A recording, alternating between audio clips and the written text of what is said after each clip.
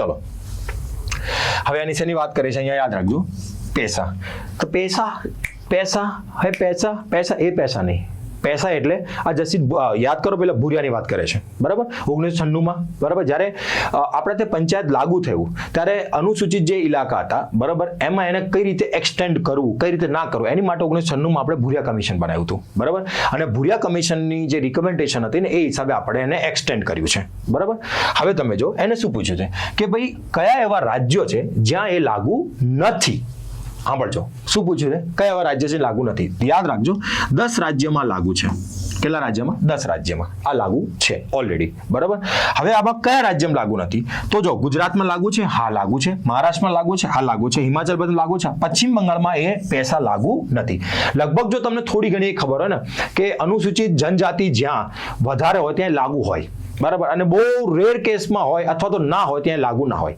સાઉથનું ખાલી તેલંગાણા સિવાય કોઈ સાઉથના રાજ્યમાં નથી સાંભળજો તમે બાકી બધા કેવા રાજ્ય છે નોર્થના રાજ્ય છે અને કેટલા છે 10 રાજ્ય છે એટલે પૈસા ભૂરિયા કમિશન તમારે યાદ રાખવાનું પંચાયત જ્યારે આપણે લાગુ કર્યું બરાબર એના પછી કઈ રીતે એક્સટેન્ડ કરીશું એ બધી વસ્તુ આપણે જે ભૂરિયા કમિશન હતી એના હિસાબે આપણે એને આગળ લાગુ કરી છે ચલો આગળ બરાબર હવે જો તમે શેની વાત કરે છે ગ્રામ પંચાયત કઈ કઈ જવાબદારીઓ તો જો પાણીના સ્ત્રોતો રસ્તા ડ્રેનેજ સિસ્ટમ શાળાની માળખાકીય સુવિધાઓ અને અન્ય સામુદાયિક સંપત્તિઓનું નિર્માણ અને જાળવણી હા ઓબ્વિયસલી પંચાયત કરે છે યાદ કરો 73 અને 74 બંધારણ સુધારો આપણે ત્યાં લાયા હતા ઘણી વસ્તુ એવી છે પંચાયત માટે કમ્પલસરી હોય છે જે કરવી જ પડશે ઘણી ઘણી વોલન્ટરી રાખી છે કે ભાઈ આ નહીં કરો તો ચાલશે પરંતુ આટલું તો તમારે કરવું જ પડશે એટલે આના 2 ફાંટા આપણે પાડી દીધા પંચાયતમાં 73 અને 73 જે છે એ પંચાયત ગામડાની વાત કરે છે અને 74 નગરપાલિકાની વાત કરે છે બરાબર મહાનગરપાલિકા નગરપાલિકાની વાત કરે છે બરાબર તો આ શેની વાત કરે છે ગ્રામ પંચાયત જો ગ્રામ પંચાયત શું છે પાણીના સ્ત્રોતો હોય જે ગટર લાઈન હોય ડ્રેનેજ સિસ્ટમ હોય શાળાની માળખાકીય સુવિધા હોય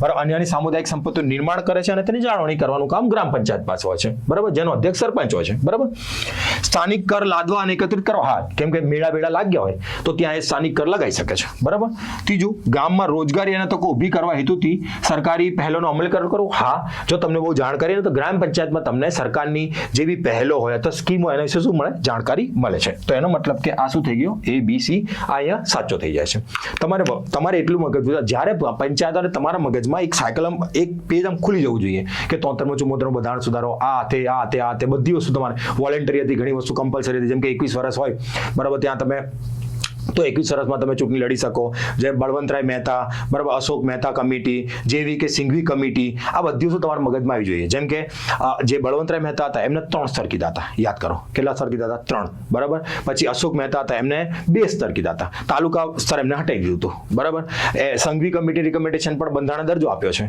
ખબર કે આ બધી વસ્તુ તમારા મગજમાં જો થોડી હોય ને તો તમે આરામથી પંચાયતનો કોઈ બી સવાલ તમે આરામથી કરી જાઓ છો બરાબર આ વસ્તુ ધ્યાન રાખીને ચાલજો બરાબર ચાલો હવે જો પાંચવો આવ્યો કયો કેસ આવ્યો મેનકા ગાંધી 1976 યાદ રાખો મેં તમને હજી હમણાં કીધું હતું અને આપણે મેનકા ગાંધી કેસ ક્યાં વાંચ્યો હતો યાદ કરો વિદેશ જવાનો અધિકાર બરાબર પછી ડોક્ટરની સહાયતાવાળો અધિકાર અને ઇજ્જતથી રહેવાનો એ બધું આપણે વાંચ્યું હતું હજી હમણાં બસ એની જ વાત કરે છે બરાબર અને મેનકા ગાંધી કેસ બરાબર 1976 એક કયા આર્ટિકલ તો યાદ કરો કયા આર્ટિકલ અંતર્ગત વાંચ્યો તો આર્ટિકલ 21 અંતર્ગત તો અહીંયા બી શું હશે આર્ટિકલ 21 કલમ વ્યક્તિની સ્વતંત્રતા અને વ્યક્તિગત સ્વતંત્રતાની વાત છે બરાબર કલમ 16 બરાબર આ તો આપણે એમ્પ્લોયમેન્ટની વાત છે બરાબર પછી 22 ધરપકડ વાળી વાત છે બરાબર 25 થી 28 આ તો ધાર્મિક સ્વતંત્રતાની વાત છે બરાબર તો એનો મતલબ કે આર્ટિકલ 21 જે છે બરાબર એ આનો જવાબ આવશે આર્ટિકલ 21 માં એવું નથી કે ખાલી વિદેશમાં ફરવા જવાનો અધિકાર છે ના જેમ કે right to education right to privacy બરાબર આ બધી વસ્તુ આર્ટિકલ 21 માં આવે છે પર્યાવરણનો અધિકાર કે આ અધિકાર બધી વસ્તુ આર્ટિકલ 21 માં આવશે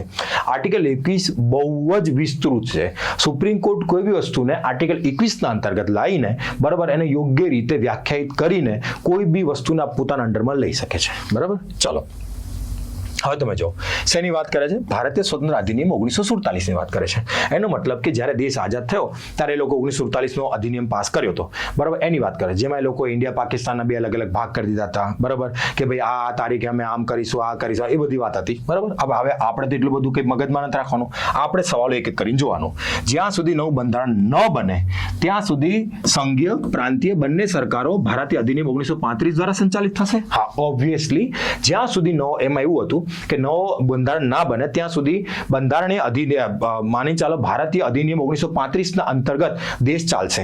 એ વસ્તુ યાદ રાખવાની. બરાબર.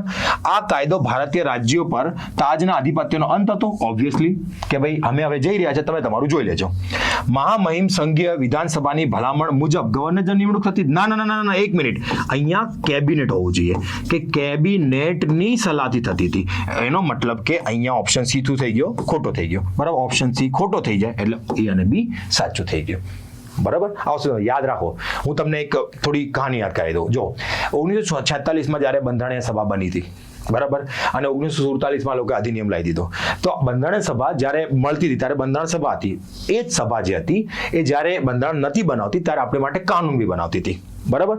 એ સભા આપણી માટે કાનૂન પણ બનાવતી હતી. જેમ કે તમે યાદ કરો કે રાજેન્દ્ર પ્રસાદ હતા, એ અધ્યક્ષ હતા બંધારણ સભાના હતા. બરાબર. તો જ્યારે એ બંધારણ સભા મળે ત્યારે એ અધ્યક્ષ બનતા હતા અને જ્યારે કાનૂન બનાવતા ત્યારે બીજા અધ્યક્ષ બનતા હતા. બરાબર. તો આ વસ્તુ યાદ રાખીને ચાલો. એ રીતે આપણું બંધારણ આખું શું થયું છે? તૈયાર થયું છે. અને 47માં તો લોકો કહી દીધું હતું કે ઇન્ડિયા પાકિસ્તાનના 2 અમે રાજ્ય બનાવીએ છીએ. બરાબર.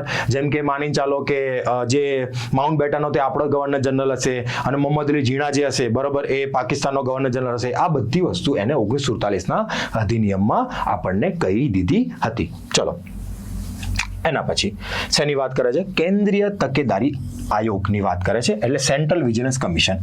જેવું તમે આ વાંચો તમારા મગજમાં તરત સાયકલ ખુલી જોઈએ કે 1964માં સંથાનમ કમિટી રિકમેન્ડેશન પર, બરાબર, સીવીસી બની હતી ત્યારે એક આદેશ પર બની હતી. ત્યારે ના તો એ કાયદાકીય સંસ્થા હતી ના એ બંધારણીય સંસ્થા હતી.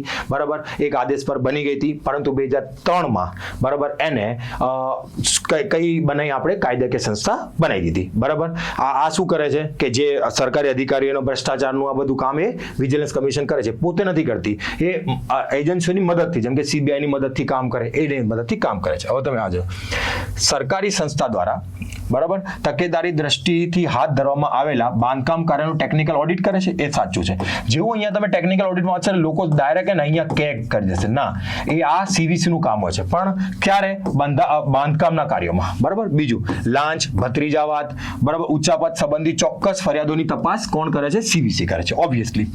દિલ્હીમાં ટેકનિકલ બાબતો અને મિલકતોનું મૂલ્યાંકન અંગે સીબીઆઈ તેની તપાસમાં મદદ કરે છે. મેં હમણાં તમને કીધું કે એ સીબીઆઈની મદદથી પણ કામ કરે છે. એ બધી એજન્સીઓની મદદથી કામ કરે છે. તો યાદ રાખીને ચાલવાનું કે આનો જવાબ હશે 1, 2 અને 3. તમારા મગજમાં તરત આવી જવું જોઈએ. 1964 સંથાનમ કમિટી, 2003 એને કાનૂન દરજ્જો આપ્યો. બરાબર. આ વસ્તુ તમારા મગજમાં તરત આવી જવી જોઈએ. બરાબર. ચલો, હવે તમે ધ્યાન રાખજો. કોની વાત કરે છે? પંચાયતો વિશે નીચેના વિધાનો ધ્યાને લો. કોની? પંચાયતો. ઉભા રહેજો. ગ્રામ સભામાં ગામમાં રહેતા તમામ વ્યક્તિઓનો સમાવેશ થાય છે. ના, મારો એક વાત છે, તમામ વ્યક્તિઓ નહીં. બરાબર. જે 18 વર્ષથી મોટા છે અથવા તો મતદાર યાદીમાં જેનું નામ છે, બરાબર, એ બધા ગ્રામ સભાના શું હોય ભાઈ? ગ્રામ સભાના મેમ્બર હોય. એનો મતલબ કે એ ખોટો પડી ગયો. હવે તમે જો, એ ખોટો પાડો. બરાબર. એટલે આ ખોટું પડી ગયું. આગળ ચાલો. મધ્યવર્તી સ્તર પર પંચાયતી સમિતિ અસ્તિત્વમાં રહેશે. કયા સ્તર પર? મધ્યવર્તી, એટલે તાલુકા પંચાયતની વાત કરે છે. બને? હા.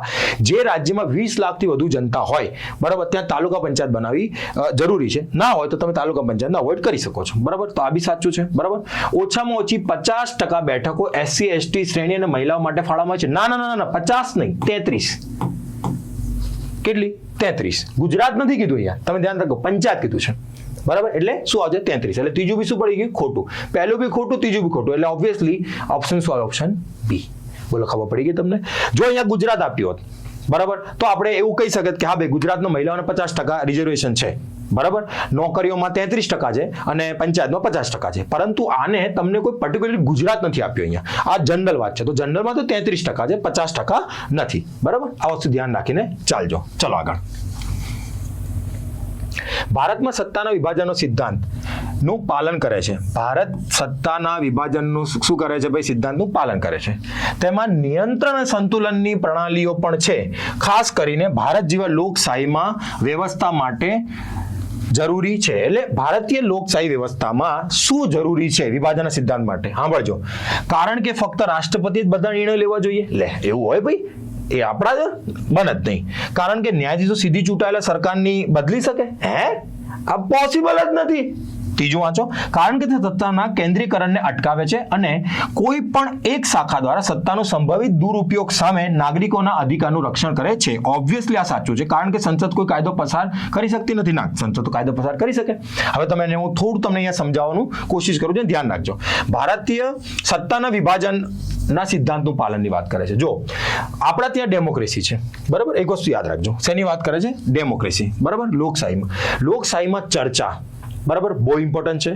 સત્તા એક જ જગ્યાએ કેન્દ્રિત ના હોવી જોઈએ, સત્તાનું વિકેન્દ્રીકરણ હોવું જોઈએ, બરાબર. આ બધી વસ્તુ આપણા ભારતના લોકશાહીના પહેલા તો અભિન્ન અંગ છે. આના વગર બને જ નહીં ક્યારેય, બરાબર. એટલે સૌથી પહેલા ચર્ચા સૌથી ઇમ્પોર્ટન્ટ. બીજું મેં તમને કીધું એમ કે સત્તા કેન્દ્રીકરણ ના હોવું જોઈએ, બરાબર. યાદ રાખજો, શું ના હોવું જોઈએ? સત્તા કેન્દ્રીકૃત ના હોવી જોઈએ, એક જગ્યા પર ના હોવી જોઈએ. આ તમારે યાદ રાખવાનું, બરાબર. પછી વિવેકાધીન જે શક્તિઓ છે, બરાબર, એ થોડી ઘણી શું હોય આપણા ત્યાં ઓછી હોય. શું હોય આપણા ત્યાં? ઓછી હોય. ચર્ચા આપણા ત્યાં શું હોય? વધારે હોય. આ તમારે બધી વસ્તુ ભારતીય લોકશાહી માટે તમારે યાદ રાખવી પડશે.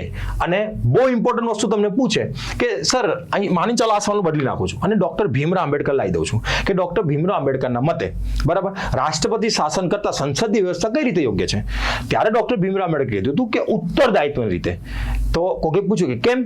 રાષ્ટ્રપતિ શાસનમાં તો સારું છે ને, 4 વર્ષ માટે સ્ટેબિલિટી રહેશે, યોગ્ય રીતે બધું લાગુ કરી શકાય છે, આ કરી શકાય છે, તે કરી શકાય છે. ત્યારે ડોક્ટર ભીમરાવ આંબેડકરે કીધું હતું કે જો આપણા ત્યાં કેવું છે, બરાબર, કે દરરોજનું ઉત્તરદાયિત્વ લાવવાની જરૂર છે. દરરોજનું ઉત્તરદાયિત્વ, એવું નહીં કે ખાલી 4 વર્ષમાં એક જ વાર ઉત્તરદાયિત્વ, બરાબર. સંસદીય વ્યવસ્થાને પસંદ કરવાનું મેઇન કારણ જ હતું ઉત્તરદાયિત્વ. આ તમે યાદ રાખજો ડોક્ટર ભીમરાવ આંબેડકરના મતે, બરાબર, કે ભાઈ મારે દરરોજનું ઉત્તરદાયિત્વ જોઈએ છે મારે. જેમ કે ધીરે ધીરે જો આપણા ત્યાં આરટીઆઈ આવી, એ દરરોજનું ઉત્તરદાયિત્વ છે. તમે સમજો, તમે જવાબ માંગો છો ભાઈ આ શું છે મને કહો, તો ઉત્તરદાયિત્વ. આપણે રાષ્ટ્રપતિ વ્યવસ્થા ના પસંદ કરવાનું મુખ્ય કારણ હતું ઉત્તરદાયિત્વ, બરાબર, વિકેન્દ્રીકરણ પાવર, બરાબર, ચર્ચા. આ બધી વસ્તુ તમારે ધ્યાન રાખવાની. આ ગમે તે રીતે સવાલ ફેરવીને તમને પૂછે, તમને એ સવાલ આવડવો જોઈએ. ચલો આગળ. હવે તમે જો પાછો કેસની વાત આવી ગઈ. મેં તમને શું કીધું? તમે એક વસ્તુ નોટ કરજો, કેસ. અને આમનો ખબર નહીં, પુત્તુ સ્વામી જે કેસ છે આમનો ફેવરિટ છે, દરેક એક્ઝામમાં પૂછે છે, બરાબર. ચાલો, ન્યાયાધીશ કે.એસ. પુત્તુસ્વામી નિવૃત્ત વિરુદ્ધ ભારતીય સંઘના કેસમાં સુપ્રીમ કોર્ટે પુનરાવર્તન કર્યો કે ભારતીય બંધારણના અનુચ્છેદ 21 હેઠળ ગોપનીયતાનો અધિકાર મૂળભૂત અધિકાર છે. Obviously right to privacy article 21 અંતર્ગત જ આવે છે.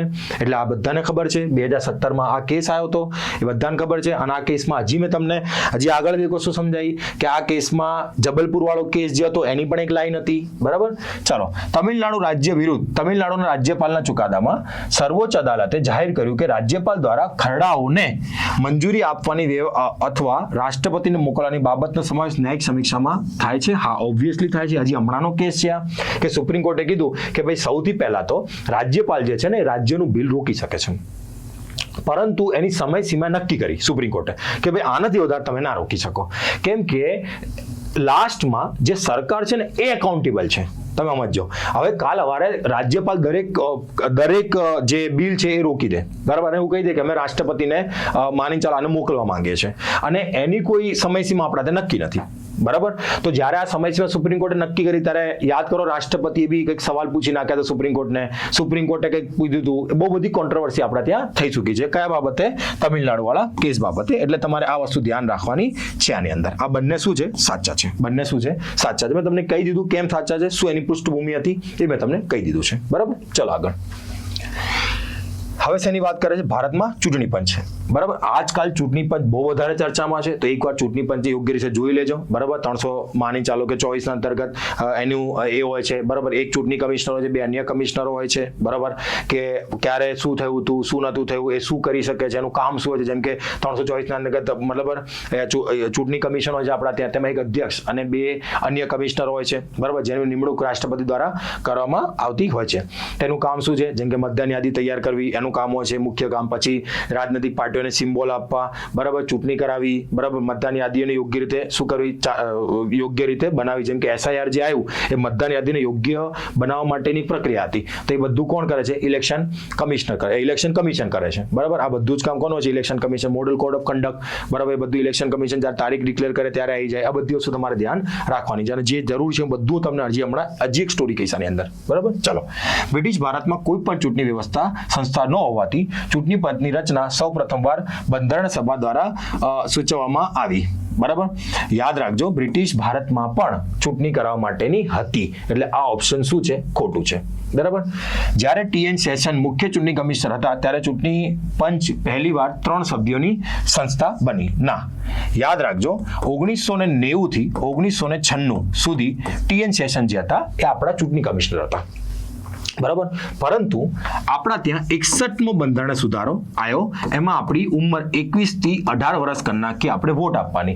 તો જ્યારે ચૂંટણી કમિશનનું બહુ કામનું ભારણ વધી ગયું ત્યારે આપણે એક ચૂંટણી ચીફ ઇલેક્શન કમિશન અને 2 અન્ય કમિશનરોની નિમણૂક કરી નાખી. બરાબર, કેટલા પછી આપણે 90માં 1 કરી નાખ્યો, પછી 93માં 3, એટલે 93માં આપણે શું કર્યું? પરમનન્ટલી 3 કરી નાખ્યા, અને આજે બી કેટલા છે? 3 છે. એટલે પહેલી વાર થયું હતું એવું TN સેશનના કાળમાં નથી, ઓલરેડી એમના આવતા પહેલા જ થઈ ગયું હતું આ વસ્તુ. બરાબર, કેમ કે 61મો બંધારણ સુધારો જ્યારે પાસ કર્યો ત્યારે ઉંમર આપણી 21 થી ઘટાડીને કેટલી કરી હતી? 18 કરી હતી. તો કામનું ભારણ વધી જતા બરાબર એકની જગ્યાએ કેટલા કરી નાખ્યા હતા? 3 કરી નાખ્યા હતા. એટલે બંને ઓપ્શન શું છે? ખોટા છે. બરાબર, સાચા પૂછ્યા છે પણ બંને ઓપ્શન શું છે? અહીંયા ખોટા છે. બંનેમાંથી એક પણ નહીં. આનો શું આવશે? આન્સર આવશે. બરાબર, ચલો આગળ વધીએ. ધ્યાનથી વાંચીશું. નીચેના બંધારણ પદાધિકારીઓમાંથી કોને સંસદની 2/3 બહુમતી દ્વારા તેમના પદ પરથી દૂર કરી શકાય છે અને તે સંખ્યા હાજર અને મતદાન કરનારના અડધાથી વધુ સભ્યો હોવી જોઈએ? ધ્યાનથી વાંચશો તો તમને ખબર પડશે કે આ જે બહુમતી છે ને એ તમને લગભગ દરેક જગ્યાએ વાંચેલી છે, પરંતુ અમે એક ટ્વિસ્ટ છે, આ ધ્યાન રાખજો. સૌથી પહેલા રાષ્ટ્રપતિને બધાને એવું લાગશે હા રાષ્ટ્રપતિને હટાવવા માટે. ના, યાદ રાખજો અહીંયા હાજર અને મતદાન કરવાની વાત કરી છે, અને રાષ્ટ્રપતિમાં કુલના 2/3 હોય. એનો મતલબ રાષ્ટ્રપતિ આમાં નહીં આવે, એટલે ઓપ્શન એ આપણો શું પડી જશે અહીંયા? ખોટો. તો કાં તો 2/3 આવે અને કાં 2/3 આવે. બરાબર, આને એલિમિનેશન મેથડ કહેવાય. એક કાઢ્યું એટલે ખબર પડી ગઈ. Computer auditor general of India, હા, જેમ સુપ્રીમ કોર્ટના ન્યાયાધીશને હટાવી શકાય તેમ કેગને ભારતમાં દૂર કરી શકાય છે. ત્રીજું, સર્વોચ્ચ ન્યાય અને વડી અદાલત, હજી હમણાં મેં તમને કીધું સુપ્રીમ કોર્ટના જેમ જજને હટાવી શકાય. કઈ રીતે હટાવી શકાય સુપ્રીમ કોર્ટના જજને? એ જ રીતે હટાવી શકાય કે હાજર રહીને મતદાન કરનાર 2/3 અને ટોટલના કેટલા? 50% દ્વારા એને હટાવી શકાય. જેમ કે તમે કે સાહેબ થોડું સમજાવી દો ને, હજી હમણાં એક વડી અદાલતના જે જજ હતા એમને હટાવવા માટે પ્રક્રિયા ચાલુ હતી. જો એમને હટાવવા માટે શું કરવું પડે? જે લોકસભા હોય ને, બરાબર, અને રાજ્યસભા હોય, તો યાદ રાખો સૌથી પહેલા તો સંસદ એને હટાવી શકે. કોણ હટાવી શકે? સંસદ એને હટાવી શકે. બરાબર, એને હટાવવા માટે જે બી જજ હોય એમને હટાવવા માટે, બરાબર, લોકસભામાં અથવા રાજ્યસભામાં કોઈ બી જગ્યાએ તમે બિલ લાવી શકો છો એમને હટાવવા માટે. બરાબર, અને એ સેશનમાં પાસ થવું જોઈએ પાછું. બરાબર, જો લોકસભામાં લાવો છો તો તમારે 100 જણાની સાઇનનું એક પત્રક જોઈએ કે ભાઈ અમે આ જજને હટાવવા માંગીએ છીએ. બરાબર, અને રાજ્યસભામાં લાવો છો તો 50 જણા કે ભાઈ અમે આ જજને હટાવવા માંગીએ છીએ. શું કરવા માંગે છે? આ જજને અમે રિમૂવ કરવા માંગીએ છીએ. એના પછી માની ચાલો કે અધ્યક્ષ, જો લોકસભામાં આવે તો અધ્યક્ષ અને રાજ્યસભામાં આવે તો સભાપતિ. એમને એવું લાગે કે હા ભાઈ આમાં દમ છે તો એનો સ્વીકાર કરે, નકર એનો અસ્વીકાર કરી શકે છે. બરાબર, એના પછી શું થશે? માની ચાલો તમે લોકસભામાં લાયા, બરાબર, અથવા તમે રાજ્યસભામાં લાયા, ગમે ત્યાં લાયા, આપણે લોકસભા માની લે કે લોકસભામાં આપણે લાયા, તો શું થાય આગળ? એના પછી જે લોકસભા સ્પીકર હશે ને એ 3 જણાની એક કમિટી બનાવશે, જેમાં સુપ્રીમ કોર્ટના જજ હશે, એક વડી અદાલતના જજ હશે અને એક ન્યાયના જાણકાર હશે. આ 3 જણાની કમિટી બને છે અને એ કમિટી ઇન્ક્વાયરી કરશે કે ભાઈ જે આરોપ લાગ્યા એ બરોબર છે કે નથી, એ ઇન્ક્વાયરી કરશે. એના પછી પોતાનો રિપોર્ટ સોંપશે અને એના પછી જ્યારે રિપોર્ટ સોંપાશે ત્યારે હાજર રહીને મતદાન કરનાર 2/3 અને ટોટલના 50% જો એ મળી જાય એના પછી આ બીજા સદનમાં જશે અને ત્યાં પણ હાજર રહીને મતદાન કરનાર 2/3 અને ટોટલના 50% આ પાસ થાય. એના પછી આ બિલ કોની પાસે જાય? રાષ્ટ્રપતિ પાસે, અને રાષ્ટ્રપતિ સાઇન કરશે અને એ જ દિવસથી એ જે જજ હશે ને એ ક્યાં પહોંચે છે? ઘરે પહોંચી જશે. બરાબર, હવે આવી જ પ્રક્રિયા સેમ ટુ સેમ પ્રક્રિયા કોની માટે હોય છે? કેગ માટે પણ હોય છે. બરાબર, મેં તમને રાષ્ટ્રપતિ માટે કેમ ના પાડી? કેમ કે રાષ્ટ્રપતિ માટે કુલના 2/3 છે, ના કે હાજર રહીને મતદાન કરનાર 2/3 છે. બરાબર, એનો મતલબ તમે સમજો. લોકસભાની સીટો જે છે ને, બરાબર, એ આપણે માની લઈએ કે ભાઈ 543 સીટો છે, તો 543ના 2/3, બરાબર, અને આમાં હાજર જેટલા હશે ને એના 2/3, જે 50%થી વધુ હોવા જોઈએ. બરાબર, ક્લિયર થઈ ગયું? આ રીતે એનું આખું અલગ અલગ કરેલું છે. એના પછી ચલાઈ જાઓ. ભારતના ચૂંટણી કમિશનર બરાબર. હવે અહીંયા મુખ્ય ચૂંટણી કમિશનર જો આપ્યું હોત તો આ સાચું પડે, પરંતુ અહીંયા શું આપ્યું છે? ચૂંટણી કમિશનર આપ્યું છે, અને ચૂંટણી કમિશનરને રાષ્ટ્રપતિ હટાવી શકે મુખ્ય ચૂંટણી કમિશનરની સલાહથી, એની માટેની કોઈ પ્રક્રિયા નથી. તો આ એટલા માટે આ શું થઈ જાય છે? અહીંયા ખોટું પડી જાય છે. બાકી અહીંયા ભારતનું મુખ્ય ચૂંટણી કમિશનર આપ્યું હોત, મુખ્ય ચૂંટણી કમિશનર, તો 2, 3 અને 4 જવાબ આવત, પરંતુ મુખ્ય ચૂંટણી કમિશનર ના આપીને શું આપ્યું છે? ચૂંટણી કમિશનર આપ્યું છે. એટલે 2 અને 3 શું થઈ જશે? અહીંયા સાચા થઈ જશે, અને ઓપ્શન બી શું છે? સાચો છે. બોલો, આટલી ખબર પડી. આ મેં તમને ડિટેલમાં થોડું એક્સપ્લેનેશન કરવાની પેલી કરી છે, અને તમને સમજાવવાની થોડી મેં જહેમત ઉઠાવી દીધી. ચલો ધ્યાનથી સાંભળજો, બહુ ફેક્ચ્યુઅલ સવાલ છે. જો ખબર હોય તો આ સવાલ આરામથી થઈ જાય છે. નીચેનામાંથી કોણે એવા વડાપ્રધાન છે જેમણે સૌથી લાંબો સમય અખંડ કાર્યકાળ, યાદ રાખજો, ખંડિત નહીં, ખંડિત એટલે માની ચાલો કે એક ઇલેક્શન લડ્યા પછી ઇલેક્શન હારી ગયા, પછી બીજું ઇલેક્શન લડ્યા ત્યારે જીત્યા, આ રીતે નહીં, સળંગ એક જ જીત્યા એ રીતે. બરાબર. તો સૌથી પહેલા નરેન્દ્ર મોદી, એમને હજી લગભગ 12 વર્ષ થયા છે. બરાબર. પીએમ ની વાત કરે છે, અહીંયા સીએમ ની વાત નથી કરી. મોદી સાહેબ 2001 થી ગુજરાતના સીએમ હતા, 2014 માં પીએમ બન્યા છે, 2026 માં એમને 12 વર્ષ થયા છે. ઇન્દિરા ગાંધી એ લગભગ 15 વર્ષ રહ્યા, પણ ખંડિત રહ્યા. જેમ કે 1900 ને યાદ કરો, જ્યારે આપણે ઇમરજન્સી ખતમ થઈ 77માં, એના પછી 78માં ઇલેક્શન થયા તો ઇન્દિરા ગાંધી હારી ગયા હતા, મોરારજી દેસાઈ જીતી ગયા હતા, પછી 1980માં ઇલેક્શન થયા ત્યારે ઇન્દિરા ગાંધી જીતી ગયા હતા. તો એક ખંડિત કાર્યકાળ છે 15 વર્ષનો એમનો. બરાબર. એના પછી જવાહરલાલ નહેરુ આ સળંગ 16 વર્ષ રહ્યા હતા. બરાબર. અને અટલ બિહારી વાજપેયી ખંડિત 6 વર્ષ રહ્યા હતા. એનો મતલબ કે અહીંયા જવાબ શું થશે? જવાહરલાલ નહેરુ. મેં તમને ઓલરેડી સમજાવી દીધું કે આમાં શું પૂછ્યું છે, એમને ખંડિત કાર્યકાળ પૂછ્યો છે, અખંડિત નથી, ખંડિત છે. બરાબર. હા, અખંડ કાર્યકાળ છે, ખંડિત નથી. બરાબર. ચલો, હવે ભારતમાં રાજ્ય પુનઃગઠન કોની વાત કરે છે? રાજ્ય પુનઃગઠન વિશે વાત કરે. જ્યારે તમે પહેલું ચેપ્ટર પોલિટીનું શરૂઆત કરો, આર્ટિકલ 1 થી 4, બરાબર, ત્યારની આ વાત કરે છે. ચલો, સંસદ સંબંધિત રાજ્ય વિધાનમંડળની સંમતિ વિના પણ રાજ્યની સીમામાં ફેરફાર કરી શકે. ઓબ્વિયસલી સાચું છે. હવે કઈ રીતે થાય છે, શું થાય છે એ સમજી લેજો. તમને ખબર છે કે આપણા ત્યાં 2 આર્ટિકલ છે, આર્ટિકલ 2 અને આર્ટિકલ 3. આર્ટિકલ 2 જે છે ને એ બહારના રાજ્ય માટે છે. ઠીક છે, બહારના રાજ્ય એટલે તમે માની ચાલો ભારતની બાઉન્ડ્રીની બહારની વાત આર્ટિકલ 2 કરશે, અને ભારતની અંદર જ કોઈ રાજ્યને તમારે વધારવું છે, કોઈ રાજ્યને ઓછું કરવું છે, કોઈ રાજ્યની સીમામાં ચેન્જીસ કરવા છે, એના નામમાં ચેન્જીસ કરવા છે, અથવા અન્ય ગમે તે ચેન્જીસ કરવા છે, એ આર્ટિકલ 3 ના અંતર્ગત થશે. એટલે આ જે પૂછે છે કે સંસદ રાજ્ય વિધાન સંમતિ વિના રાજ્યને, એ આર્ટિકલ 3 ના અંતર્ગત. હવે તમે કહો સાહેબ આ સમજ ના પડ્યા, તમે સમજાવો. હવે સમજો. અહીંયા સૌથી પહેલા માની ચાલે આપણે કોઈ એક્ઝામ્પલ લઈએ કે ભાઈ આંધ્રપ્રદેશમાંથી તેલંગાણા બન્યું, તો કઈ રીતે બન્યું હશે સમજો. સૌથી પહેલા રાષ્ટ્રપતિ જે હશે એની પૂર્વ મંજૂરીથી આ જે પ્રસ્તાવ છે ને તૈયાર થશે. બરાબર. એની પૂર્વ મંજૂરીથી તૈયાર થશે. એના પછી રાષ્ટ્રપતિ જે છે ને, બરાબર, એ આ બિલને જે તે રાજ્યમાં મોકલશે. જેમ કે જે તે રાજ્યની વિધાનસભામાં મોકલશે. ક્યાં મોકલશે? જે તે રાજ્યની વિધાનસભામાં મોકલશે કે ભાઈ અમે તમારી સીમા જે છે ને એ ચેન્જ કરવા જઈ રહ્યા છે, અથવા તો તમારા 2 રાજ્ય કરવા જઈ રહ્યા છે. હવે માની ચાલો કે રાજ્ય વિધાન મંડળે ના પાડી દીધી. શું પાડી દીધી? ના. અને આ જે પ્રસ્તાવ જે છે એની સમય સીમા રાષ્ટ્રપતિ નક્કી કરશે કે કેટલા સમયમાં રાજ્ય વિધાન મંડળ અથવા રાજ્ય વિધાનસભા જે છે એનો જવાબ આપશે. એ રાષ્ટ્રપતિ એ સમયગાળો નક્કી કરશે. બરાબર. અને એમને માની ચાલો જવાબ ના. હવે એ આ બિલ પાછું રાષ્ટ્રપતિ પાસે આવશે, અને રાષ્ટ્રપતિ આ બિલને ક્યાં મુકાવશે? સંસદમાં મુકાવશે. અહીંયા બધી કોની મરજી? સંસદની મરજી. સંસદ જે છે એ સાધારણ બહુમતીથી, કઈ બહુમતીથી? સાધારણ બહુમતીથી કોઈ બી રાજ્યમાં એક રાજ્યને 2 રાજ્ય કરી દેશે. એટલે તો આપણા ત્યાં ખંડિત રાજ્યનો અખંડિત સંઘ ડોક્ટર ભીમરાવ આંબેડકરે કીધું હતું.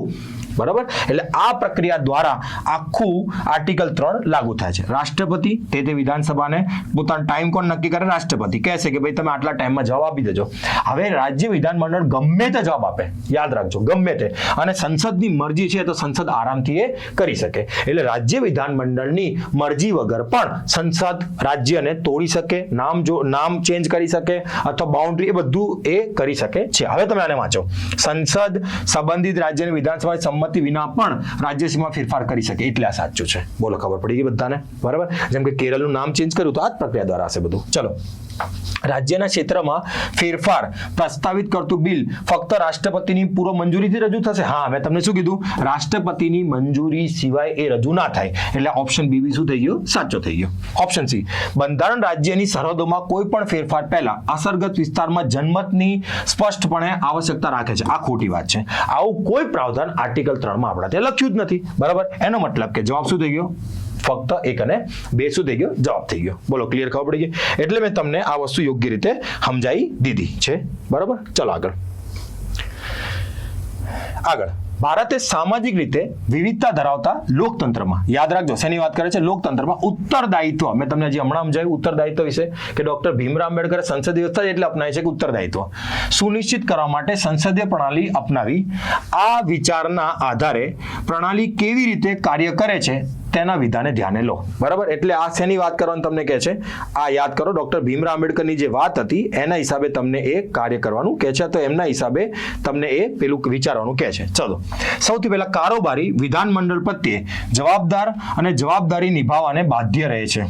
ઓબ્વિયસલી કોઈ જ આમાં શક ને શંકા નથી. બીજી વસ્તુ, સંસદીય પ્રણાલીમાં કારોબારીની રાજકીય જવાબદારીની માત્રા ઘટાડે છે? ના, એવું હોય જ નહીં. કારોબારીની કાર્યવાહી તપાસવામાં અને તેની દેખરેખ રાખવામાં સંસદની કોઈ ભૂમિકા નથી? ના, સંસદની મુખ્ય ભૂમિકા હોય ભાઈ સાહેબ. યાદ કરો, ધ્યાન આકર્ષણ પ્રસ્તાવ, પછી નોન કોન્ફિડન્સ મોશન, આ બધી વસ્તુ શેમાં છે? કોની માટે છે? સંસદ માટે તો છે. તો ત્રીજું તમે ખોટું કરો તો કાં તો 1 સાચો કાં તો 1 અને 2. આપણે ઓબ્વિયસલી જોઈ લીધું કે બીજો બી શું છે? ખોટો છે. તો આમાં પહેલું શું થઈ જાય? ઓપ્શન એ સાચો થઈ જશે. ખબર પડી ગઈ તમને? ઉત્તરદાયિત્વ યાદ રાખો એટલે તમને લગભગ વસ્તુઓ અહીંયા ખબર પડવા મળશે. જો તમને ઉત્તરદાયિત્વ ખબર હોય તોની વાત છે. બરાબર? ચલો આગળ.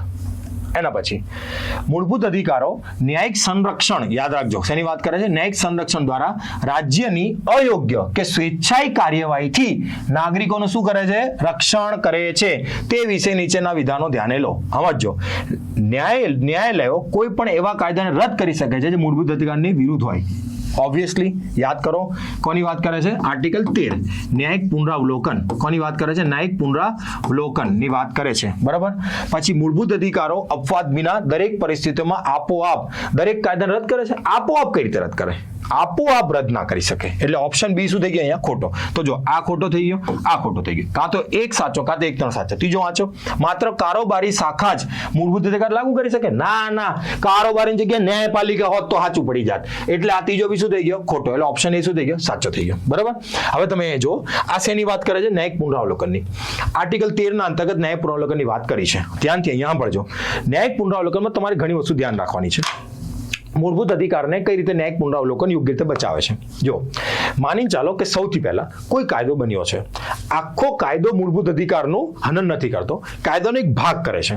બરાબર? તો એની પર ગ્રહણનો સિદ્ધાંત લગાડી દેવાનો અને એટલો ભાગ જે છે ને એને લાગુ નહીં થવા દેવાનો, એને ઉપાડ લેવાનો. જેમ કે તમારા જે પગ છે હું જમીન પર ના લાગુ થવા દો, તમને હવામાં રાખું તો તમે ચાલો તો તમે ચાલી તો શકવાનું નથી, તમે ખાલી પગ હલાવી રાખશો, બાકી કંઈ થવાનું નથી.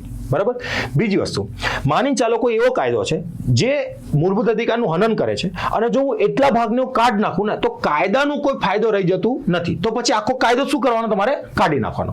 એ આર્ટિકલ 13 ના અંતર્ગત આ દરેક વસ્તુ આપણને શું કરી છે? એક્સપ્લેન કરેલી છે ન્યાયિક પુનરાવલોકનની અંદર. આર્ટિકલ 13A 13B 13C 13, જેમ કે આર્ટિકલ 13(4) જે છે, બરાબર, એની અંદર 24મું બંધારણ સુધારા દ્વારા એક વસ્તુ એડ બી કરી દીધી હતી કે ભાઈ બંધારણ સુધારા જે છે ને, બરાબર, એ માની ચાલો કાનૂનની વ્યાખ્યામાં નથી આવતા. પછી સુપ્રીમ કોર્ટ આવ્યું ગામાં. સુપ્રીમ કોર્ટ કે એમ ના હોય, દરેક વસ્તુ ન્યાયિક પુનરાવલોકનમાં આવશે અને મેં પુનરાવલોકનમાં બધું પાડી લઈશું. એટલે 24મું બંધારણ સુધારાને ચેલેન્જ 1971માં આવ્યો તો 24મું બંધારણ સુધારો, એને ચેલેન્જ સુપ્રીમ કોર્ટમાં થયું હતું અને સુપ્રીમ કોર્ટે કીધું હતું કે હવે અમે બધું પાડી લઈશું. બરાબર? હવે બધું ઉપાડી લઈશું પછી. બરાબર? ચલો આગળ વધીએ.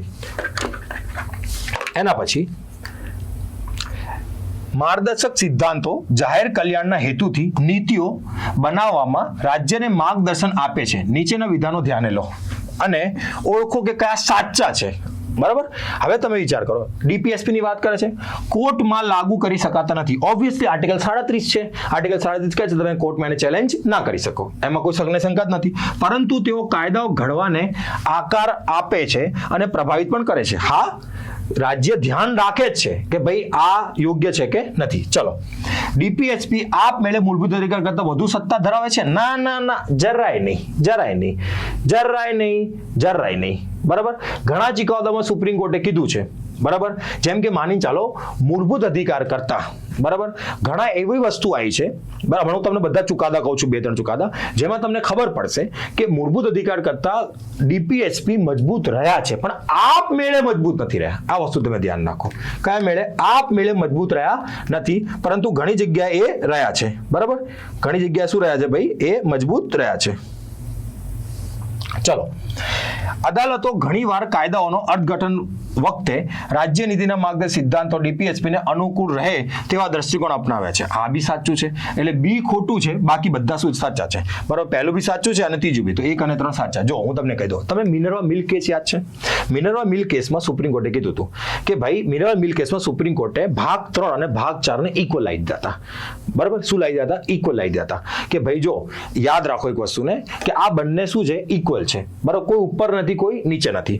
આની ઉપરના ઘણા ચુકાદા એવા હતા, બરાબર, કે જેમ કે એક ઓલિવનો ચુકાદો મને યાદ છે, એમાં એમને સુપ્રીમ કોર્ટે એવું કીધું હતું કે ભાઈ ડીપીએસપી જે છે, બરાબર, એનો તમે સહારો લઈને મૂળભૂત અધિકારોને બી યોગ્ય રીતે બચાવી શકો. જેમ કે યાદ કરો, રાઇટ ટુ એજ્યુકેશન પેલા ડીપીએસપી હતું, પછી એનો આપણો સહારો લઈને એને શું બનાવ્યું? મૂળભૂત અધિકાર બનાવ્યું. જેમ કે આર્ટિકલ 39 કે ભાઈ મહિલા અને પુરુષ આ બંનેની શું હોવી જોઈએ? સમાન પગાર હોવો જોઈએ. બરાબર, એને આપણે આગળ ચાલીને એને યોગ્ય રીતે શું કર્યું છે? મનરેગામાં એમાં બધે લાગુ કર્યું છે. તો તમે એક વસ્તુ યાદ રાખો કે ડીપીએસપી નો સહારો લઈને મૂળભૂત અધિકારને યોગ્ય રીતે લાગુ કરી શકાય છે, પરંતુ આપમેળે લાગુ નથી કરી શકાતો. બરાબર, આ તમારી વસ્તુ ધ્યાન રાખવાની છે કે આપમેળે નહીં થાય. બરાબર, ચલો આગળ. તમને બધાને ડીપીએસપી વિશે ખબર છે, કલ્યાણકારી રાજ્ય માટે આર્ટિકલ 36 થી આર્ટિકલ 51 ની અંતર્ગત આપેલું છે. બરાબર, આ બધી વસ્તુ ઓલરેડી બધાને ખબર છે કે આપણે એને ક્યારે લાગુ કરીશું? જ્યારે આપણું જે રાજ્ય છે સદ્ધર થઈ જશે ત્યારે આપણે એને ન્યાયાલયમાં ચેલેન્જ કરવા લાયક બનાવી દઈશું અને યોગ્ય રીતે લાગુ કરી દઈશું. પણ અત્યારે એની પર શું ચાલી રહ્યું છે? કામ ચાલી રહ્યું છે. જેમ કે આર્ટિકલ 40 શું કહેતું હતું? ગ્રામ પંચાયત છે. તો ગ્રામ પંચાયત આપણે બંધારણ દરજ્જો આપી દીધો. બરાબર, તો યાદ રાખો ડીપીએસપી જે છે મૂળભૂત અધિકાર કરતા ઘણા સુપ્રીમ કોર્ટના ચુકાદામાં ઉપર બી રહ્યા છે, ઘણામાં એ સમાંતર બી રહ્યા છે. બરાબર, મિનર્વા મિલ્ક કેસ મેં તમને કહી દીધા. આ બધા કેસ તમારે ધ્યાન રાખવાના છે. ચલો, આ થઈ ગયું ને? હા, ચલો. ભારતની સમવાય પ્રણાલી અંતર્ગત વૈવિધ્યસભર દેશોમાં એકતા જાળવી શકાય તે માટે કેન્દ્ર સરકારને વિશેષ સત્તાઓ આપવામાં આવી છે. યાદ કરો, આપણા ત્યાં કેવું છે કે કેન્દ્ર સરકાર મજબૂત છે, બરાબર, રાજ્ય સરકાર કરતા, અને રાજ્ય સરકારને કોઈ તકલીફ પડે તો કેન્દ્ર સરકાર બાહ્ય કોઈ પણ પેલાથી રાજ્ય સરકારને શું કરે છે? બચાવે છે. હવે તમે ધ્યાન રાખજો, મજબૂત કેન્દ્ર સરકાર રાષ્ટ્રની એકતા અને અખંડિતતા માટે રક્ષણમાં મદદ કરે છે. ઓબ્વિયસલી એટલે તો મજબૂત કેન્દ્ર રાખ્યું છે કે બાહ્ય આક્રમણોથી, બાહ્ય કોઈ તકલીફથી કેન્દ્ર સરકાર રાજ્યને શું કરશે? પ્રોટેક્ટ કરશે. બીજું, ભારતીય સમવાય પ્રણાલી હેઠળ રાજ્ય સંપૂર્ણ અને અમર્યાદિત સ્વાયત્તા ભોગવે છે? ના ના ના, આ તો પોસિબલ જ નથી. સંપૂર્ણ અમર્યાદિત કઈ રીતે ભોગવે જ નહીં. બરાબર, ત્રીજી વસ્તુ, કેન્દ્ર સરકાર માત્ર પ્રતિકાત્મક સત્તાધીશો તરીકે જ છે, તેની પાસે કોઈ વાસ્તવિક સત્તા નથી. ના, કેન્દ્ર સરકાર પાસે વાસ્તવિક સત્તા બી છે. બરાબર, વાસ્તવિક સત્તા બી છે. બરાબર, કેન્દ્ર સરકાર પાસે એ રાજ્યને ચાહે તો, જેમ યાદ કરો 352 હોય તો સંઘાત્મક તો એકાત્મક થઈ જાય ત્યારે એક પાવરફુલ થઈ જતી હોય છે. રાજ્ય જો યોગ્ય રીતે ના ચાલે, બરાબર, તો 356 નો ઉપયોગ કરીને, બરાબર, એ યોગ્ય રીતે કામ કરાવી શકે છે. એ બધી વસ્તુ તમારે યાદ રાખવાની છે. તો ભાઈ કેન્દ્ર સરકાર પાસે માત્ર પ્રતિકાત્મક છે એ તો પોસિબલ જ નથી. બરાબર, તો તમારે યાદ રાખો. અને જો તમને એ ખબર પડી કે આ ત્રીજું ખોટું છે, તો ત્રીજું ખોટું કરો તો ઓટોમેટિક તમને જવાબ એ બી મળી જાય છે. બરાબર, એટલે મેં તમને બંને રીતે તમને સમજાવી દઉં કઈ રીતે આને શું કરવાનું છે, તમારે ઇમ્પ્લિમેન્ટ કરવાનું છે. ચલો આગળ. ન્યાયિક સમીક્ષા ન્યાયાલયોને સંસદની કાર્યવાહી બંધારણીય સીમાઓમાં રહે છે કે નહીં તે તપાસવાની મંજૂરી આપે છે. તેની વાત કરે છે ન્યાયિક સમીક્ષા. હજી મેં તમને હમણાં સમજાવી દીધું, આર્ટિકલ 13 વારંવાર સમજાવ્યો છે, અને તમે જોયું હશે કે કેટલા સવાલો આર્ટિકલ 13 પર આવ્યા છે. લગભગ 5-7 સવાલો ઓલરેડી આર્ટિકલ 13. તો આપણી માટે આર્ટિકલ 13 ઇમ્પોર્ટન્ટ છે, તો આર્ટિકલ 13 માં ડિટેલ જોઈ લેવાની આપણે, અને મેં તમને ડિટેલમાં કહી દીધું છે આર્ટિકલ 13 ના અંતર્ગત. બરાબર, ન્યાયિક સમીક્ષા ન્યાયાલયોને સંવિધાનનું મૂળભૂત માળખાને ખોટી રીતે બદલવાથી સુરક્ષિત કરવા મદદ કરે છે. ઓબ્વિયસલી કેશવાનંદ ભારતી કેસમાં મૂળભૂત માળખાનો સિદ્ધાંત આવ્યો, અને એને બદલવામાં ન્યાયિક સમીક્ષા શું કરે છે? યોગ્ય રીતે કામ કરે છે. બરાબર, એટલે પહેલું સાચું થઈ ગયું. ન્યાયિક સમીક્ષા કાયદા ઘડવાની સત્તા સંસદમાંથી કારોબારી શાખામાં સ્થાનાંતરિત કરે છે. ધ્યાન રાખો, કઈ રીતે ખોટું બનશે, કઈ રીતે સાચું બનશે, ધ્યાનથી વાંચો, સમજ કરો. ન્યાયિક સમીક્ષા એટલે કોની પાસે હોય? ન્યાયાલય પાસે. બરાબર, કાયદા ઘડવાની સત્તા સંસદમાંથી કારોબારી શાખામાં સ્થાનાંતરિત કરે. ના ના ના ના, આ ન્યાયપાલિકા હોત તો હું માની બી શકત કે ભાઈ ન્યાયિક સમીક્ષા અંતર્ગત શું કરે છે, ના ના આ બંધારણ તો યોગ્ય નથી ભાઈ, આને કાઢી નાખો. બરાબર, એટલે આ બીજું શું થઈ જશે, અહીંયા ખોટું થઈ જશે. એટલે ઓપ્શન ફક્ત એક સાચું થઈ જશે. તમે સમજો, હું તમને યોગ્યતાને એક વાર સમજાવું. જો માની ચાલો કે કેમ ખોટું છે, સંસદમાંથી કારોબારી શાખામાં સ્થાનાંતરિત કરે છે. ના, કારોબારી એટલે શું, મંત્રીમંડળ. બરાબર, અને હવે તમે વિચાર કરો, સંસદમાંથી મંત્રીમંડળ ના, તમે એવું કહી શકો સંસદમાંથી ન્યાયપાલિકા તરફ. જો તમે એનું ક્રિટિસિઝમ કરવા ઈચ્છો તો તમે આ કહી શકો છો. ખબર પડી તમને કે ન્યાયિક સમીક્ષા ન્યાયપાલિકા કરે છે, તો ન્યાયપાલિકા એવું કઈ રીતે કરી શકે સંસદને પેલું કરીને કારોબારીને વધારે પાવર, તો એ બની જ ના શકે. એટલા માટે બીજું ઓપ્શન શું છે, ખોટું છે. એટલા માટે ઓપ્શન એ શું છે, સાચું છે. ભારતના મૂળભૂત માળખાનો સિદ્ધાંત યાદ રાખો. મૂળભૂત માળખો એટલે કયો કેસ, તમને બધાને યાદ છે કયો કેસ, કેશવાનંદ ભારતી કેસ. બરાબર, કેશવાનંદ ભારતી કેસ 1973 નો આ જે કેસ છે, એની અંતર્ગત રહીને તમારે જવાબ આપવાનો છે. જો ઘણી વસ્તુ એવી જોઈ આપણે આગળ કે ભાઈ જવાબ કંઈક સાચો જ લાગતો હોય છે, પરંતુ એ સવાલ જે હોય છે ને એના રિલેટેડ નથી હોતો. આગળ ઘણા સવાલો આવશે કે ભાઈ જવાબ જે હશે ને, જવાબ એ તમને એવું લાગશે કે હા આ સાચું છે, પરંતુ એ મૂળભૂત માળખા અથવા તો જે સવાલ હશે ને એના રિલેટેડ નથી હોતો. બરાબર, તો જો આ સિદ્ધાંત માટે જરૂરી છે કે દરેક બંધારણ સુધારાને સૌ પ્રથમ વિદેશી સંસ્થાઓ દ્વારા, ભાઈ એક વસ્તુ એ છે કે આપણે આપણો જે દેશ છે એ સોવેરીન છે ભાઈ.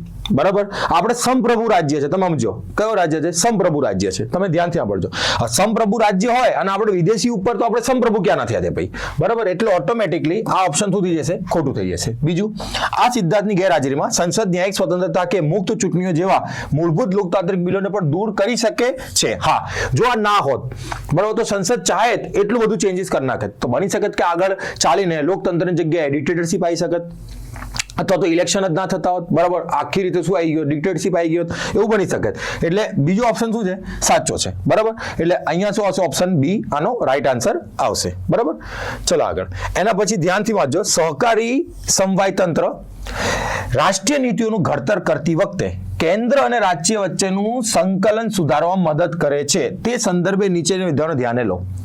રાજ્યો કેન્દ્રને સામેલ કર્યા વિના સંપૂર્ણપણે પોતાના પર તમામ મુખ્ય કર લાદી અને બદલી શકે છે. હવે એક વસ્તુ તમે સમજો કે તમે અહીંયા મગજમાં આજે સહકારી સંઘ, આને ને તમે જીએસટી મગજમાં રાખો. ચલો, જો તમને આનો ઓપ્શન યોગ્ય રીતે સમજવું હોય ને તો તમે જીએસટી મગજમાં રાખજો. હવે સાંભળજો, હવે તમે વાંચો અહીંયા. રાજ્યો કેન્દ્રને સામેલ કર્યા વિના સંપૂર્ણપણે પોતાના તમામ મુખ્ય કર લાદી શકે તો બદલી શકે છે. જો જીએસટીમાં કેવું છે, જીએસટી જે છે એમાં કેવું છે, એક જીએસટી કાઉન્સિલ છે.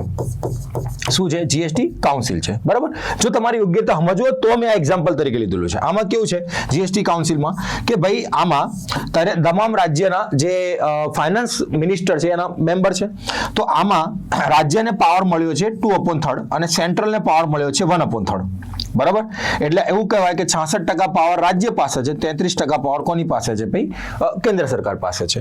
અને કોઈ બી ડિસિઝન લેવો હોય, નિર્ણય લેવો હોય તો 3/4 એટલે 75% શું જોઈએ, બહુમતી જોઈએ. એનો મતલબ કે રાજ્ય અને કેન્દ્ર બંને મળે તો જઈને કોઈ ડિસિઝન થાય, બાકી કોઈ ડિસિઝન ના થાય. તો આ રીતે તમે જો તો રાજ્ય કેન્દ્રને સામેલ કર્યા વિના સંપૂર્ણપણે પોતાના તમામ કર લાદીને બદલી શકે છે ના, એ આ શું થઈ જશે, ખોટું થઈ જશે. શું થઈ જશે, ખોટું. બરાબર, બીજું જીએસટી પરિષદ એક એવા આધાર તરીકે કાર્ય કરે છે જ્યાં કેન્દ્ર રાજ્યો બંને સાથે મળીને કરવેરા સંબંધી નિર્ણયો લે છે. આ સાચું થઈ ગયું, આ મેં તમને સમજાવ્યું હજી હમણાં, તો ઓબ્વિયસલી આ સાચું થઈ ગયું કે ના થઈ ગયું. બરાબર, જીએસટી કાઉન્સિલ એટલે જીએસટી પરિષદની વાત કરે છે. કેન્દ્ર સરકાર રાજ્યને કોઈ પણ પ્રકારનો નાણાકીય સહકાર સંપૂર્ણપણે નકારી શકે છે. હવે એક વસ્તુ એ છે કે કેન્દ્ર સરકાર રાજ્યોને કોઈ પણ પ્રકારનો નાણાકીય સહકાર સંપૂર્ણપણે ના નકારી શકે. તમે સમજી લેજો. બરાબર, ખબર પડી. જો માની ચાલો કે 280 એટલે ફાઇનાન્સ કમિશનની વાત કરે છે. ફાઇનાન્સ કમિશન જે એવું કે ભાઈ 42% તો 41% જે પૈસા છે એ તમે રાજ્યને આપી દો, અને કેન્દ્ર એવું કહી દે અમે એક રૂપિયો આલવા નહીં કોઈને, તો એવું અહીં બની શકે નહીં. ખબર પડી કે તમને શું કહું છું. એટલે અહીંયા શું આવશે, ખાલી ઓપ્શન બી જે છે એ શું આવશે, અહીંયા સાચું આવી જશે. શું આવી જશે સાચો? જો તમે ઓપ્શન એ જે ખોટો પાડો ને, ખાલી જો ઓપ્શન એ ખોટો, બરાબર, ઓપ્શન એ ખોટો, ઓપ્શન એ ખોટો, તો બી તમને અહીંયા ખબર પડી જશે કે બીજો આ એલિમિનેશન મેથડ થઈ ગઈ, બરાબર. સંપૂર્ણપણે જે કેન્દ્ર સરકાર છે એ રાજ્યને પહેલા નકારી શકે નહીં, બરાબર. અને જીએસટી પરિષદ મેં તમને કહી દીધું બંને મળીને કામ કરે છે. જો જીએસટી કાઉન્સિલ છે, બરાબર, જીએસટી કાઉન્સિલમાં જે રાજ્ય છે એમને આ પાવર મળે છે, કેન્દ્રને આ પાવર મળે છે, બરાબર. બંને ભેગા થાય તો 3/4 એટલે 75% કોઈ બી વસ્તુનો ડિસિઝન લેવો તો 75% જોઈએ. 3/4 એટલે 75% થાય તો 75% એકલા તો ના રાજ્ય પાસે છે ના કેન્દ્ર પાસે છે, તો બંને અહીંયા મળવું જ પડે, બરાબર. એટલા માટે અહીંયા આ લાગુ કરવામાં આવ્યું છે અને સવાલ બી એ રીતનો સેટ કરેલો છે.